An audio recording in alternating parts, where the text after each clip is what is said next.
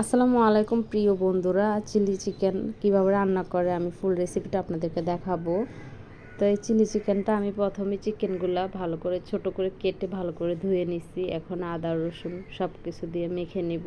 আমি এখানে আদা রসুন বাটা দিয়ে দিলাম, গোলমরিচ গুঁড়া দিয়ে দিলাম, ধনিয়ার গুঁড়া দিয়ে দিলাম, তারপর জিরার গুঁড়া দিয়ে দিলাম, গরম মশলার গুঁড়ো দিয়ে দিছি, হাফ টেবিল চামচ করে দিছি। আর এখন সসগুলো দিয়ে দিচ্ছি, চিলি সস দিয়ে দিছি, সয়া সস দিয়ে দিছি, তারপর টমেটো সস একটু দিয়ে দিছি, 1 টেবিল চামচ করে দিছি, স্বাদ মতো লবণ দিলাম। আর এখন কর্নফ্লাওয়ার 2 টেবিল চামচ দিয়ে দিলাম, তারপর ময়দা 2 টেবিল চামচ দিয়ে দিলাম। দিয়ে এটা আমি হাত দিয়ে ভালো করে মেখে এটা রেস্টে রাখবো। একটা ডিমও দিয়ে দিছি।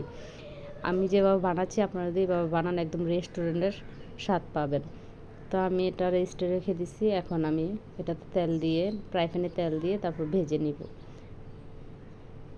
চিকেনটা কিন্তু অনেক মজা হয়েছিল, রান্না করছিলাম, অনেক মজা হয়েছে। আপনারাও বাসায় একবার ট্রাই করবেন, বাচ্চারা অনেক মজা করে খায়।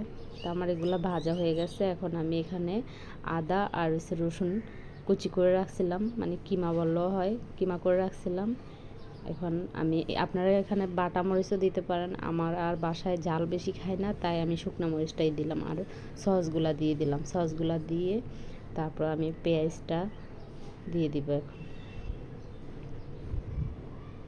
যে পেঁয়াজটা দিয়ে দিলাম,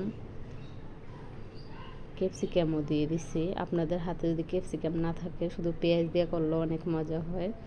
তো এভাবে আপনারা যদি বাসায় করে নেন, এটা কিন্তু খেতে অনেক মজা এবং কি অনেক হেলদি। তো এইভাবে বাসায় আপনারা বানায় নেবেন, বাচ্চাদের জন্য বিশেষ করে। তো আমি ভালো করে এটা রান্না করে নিছি। সবাই ভালো থাকবেন। আল্লাহ হাফেজ।